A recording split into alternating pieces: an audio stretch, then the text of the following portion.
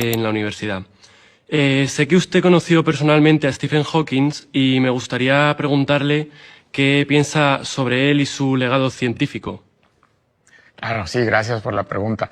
Sí tuve la oportunidad de conocer a Hawking, aunque digamos que él no me conoció a mí, porque bueno, conocí a Hawking en una ocasión en 2000, bueno, lo vi dos veces. Lo vi una vez dar una charla en algún momento en los 90s, cuando yo era estudiante de doctorado de física, y bueno, lo vi de lejos. Y en otra ocasión, en el 2004, cuando yo ya era un investigador en física, me pidieron que diera... Hay un congreso internacional de relatividad general que se hace cada 3 años. En esta ocasión me pidieron a mí que diera una de las charlas magistrales del congreso, hablando de mi investigación en agujeros negros y demás. Cuando salí a dar la charla, Hawking estaba en el público en la primera fila. Entonces, bueno, lo primero que pasó fue me moría yo de miedo y di la charla, pero bueno, tengo Hawking ahí. Y después de eso, ya ese mismo día, a la hora de la comida, estábamos en un restaurante y estaba Hawking ahí, y el que había sido mi asesor de doctorado, el profesor Bernard Schutz, me dijo, ven Miguel, te voy a presentar a Stephen. Entonces fui, y sí, le di la mano a Stephen Hawking, le dije, profesor Hawking, bueno, en inglés desde luego, pero le dije, profesor Hawking, mucho gusto, etcétera. Entonces sí lo conocí. Fui muy afortunado de llegar a conocer a Hawking. Hawking, yo tengo muy buena impresión de él por muchos motivos, o sea, por motivos obvios. Desde luego era un gran científico. Sin duda, uno de los más importantes científicos de la segunda mitad del siglo XX. Pero además, el hecho de que tuviera esta gravísima enfermedad que lo tenía, pues no solo en la silla de ruedas, era prácticamente inmóvil y además ni siquiera podía hablar, ¿no? O sea, la enfermedad neurológica que tenía, eventualmente le impidió hasta poder hablar.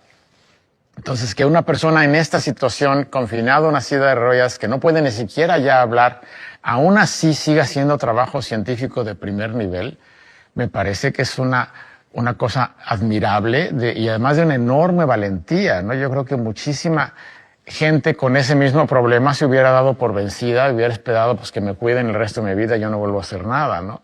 Y Hawking no hizo eso. Hawking siguió trabajando hasta el final de su vida, siguió publicando artículos científicos. Es difícil pensar cómo lo hacía, porque no podía escribir, no podía hablar. Le habían dado una computadora con la que podía manejar con un dedo, básicamente un pequeño cursor, y entonces escribir una frase que a nosotros nos toma decir unos cuantos segundos, a él le tomaba minutos escribir la misma frase. Entonces era muy difícil, pero aún así claramente trabajaba en su cabeza y hizo contribuciones muy importantes a la física. Sí me gusta luego aclarar, pero la gente luego piensa que Hawking era un segundo Einstein. No, Hawking era un gran científico sin duda. Yo no lo veo como un nuevo Einstein, pero sí lo veo como una persona del nivel de muchos otros científicos, pero del nivel de los 10 mejores físicos vivos al mismo tiempo que Hawking. Hay muchos otros que la gente no conoce, pero el hecho de que tuviera esta enfermedad lo hace particularmente importante.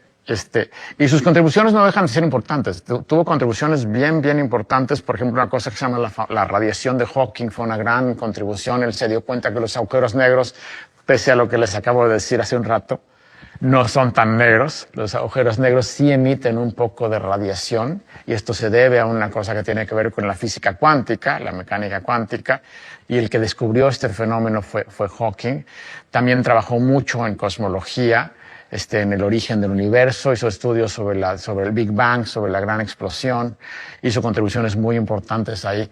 Pero a mí lo que más me llama la atención de él es, desde luego, esta enorme valentía que mostró al seguir trabajando hasta el final de su vida, pese a estar confinado a esta silla de ruedas con esta enfermedad gravísima.